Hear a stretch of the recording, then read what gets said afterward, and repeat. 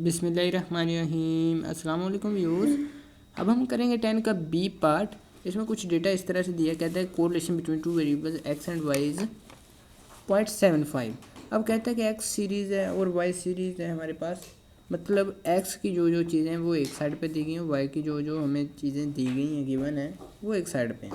कहता है mean x बार जो कि हमारे पास है 25, वाई बार वो भी मीन है, ठीक है। फिर वेरिएंस का नीचे उसने दिया है पोर्शन कि यहाँ वेरिएंस है ऑफ एक्स सीरीज़ का, ये वाई सीरीज़ का है। अब एस एक्स हमें चाहिए, इसका स्क्वायर रूट लेंगे 5 आ जाएगा। एस वाई चाहिए हमें, इसका स्क्वायर रूट लेंगे 6 आ जाएगा 6, ठीक है। अब नेक्स्ट बात आ जाती है, कहता है कि रिग्रेशन लाइंस फाइंड करनी है, ठीक है। रिग्रेशन लाइंस फाइंड करने के लिए ये एस एक्स है हमारे पास, एस वाई भी है। इसी तरह अगर हम एस एक्स वाई फाइंड कर लें तो हमारा जो सारा काम जो है वो सीधा हो जाएगा, ठीक है। एस एक्स वाई फाइंड करते हैं हम यहाँ पर, ये होगा is equal to sigma X Y sigma X, बल्कि इससे भी छोड़ें, आप ऐसा करें कोरिलेशन हमारे पास उसने दिया हुआ है, correlation R is equal to, आपको पता है S X Y divide by S X S Y इसके इक्वल होता है।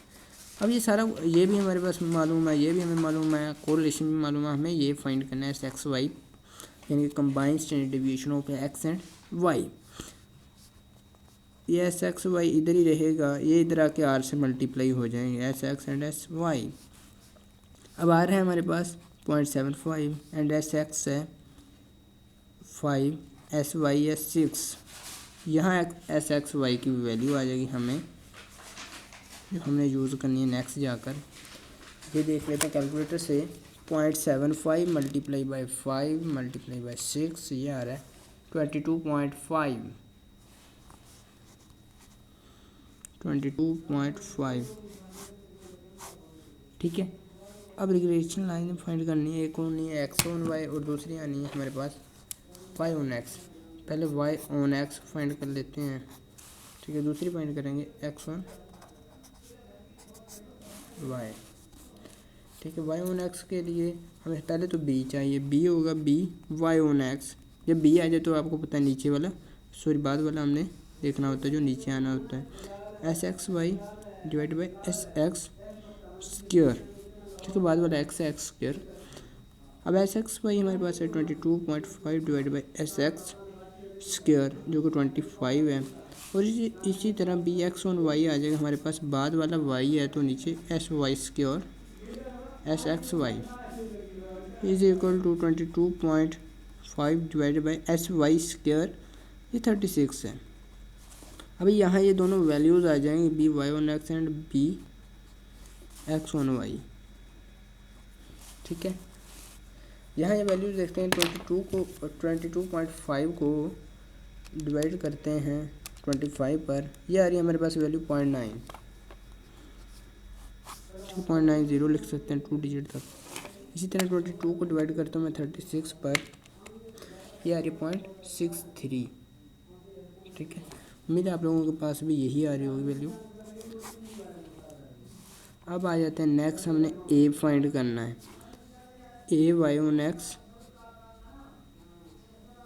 ये होगा हमारे पास sigma Y minus B sigma X divide by N, वो वाला फॉर्मूला भी अप्लाई कर सकते हैं। जब ए आ जाए तो आपको पता है पहला वाला देखना, तो वाई है हमारे पास Y bar minus B sigma B X bar, ठीक है, ये फॉर्मूला भी अप्लाई हो सकता है।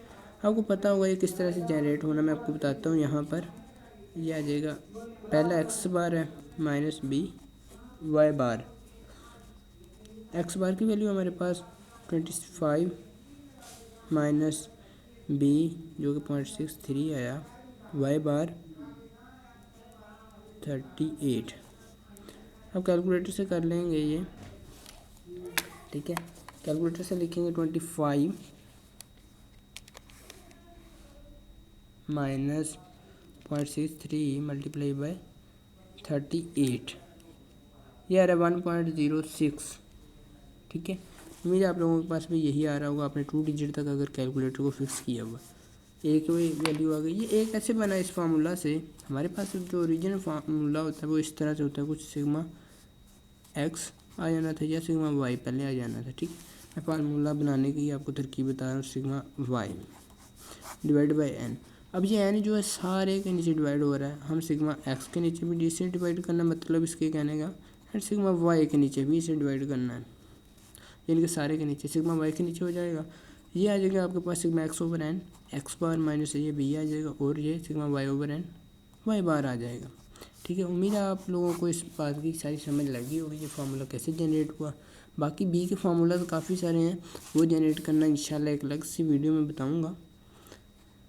ए वाई वन एक्स आ जाएगा वाई बार हमारे पास 38 माइनस बी 0.9, ये ऊपर वाला इसी वाला यूज़ करना है। ठीक है, 0 मल्टीप्लाई बाई एक्स बार 25।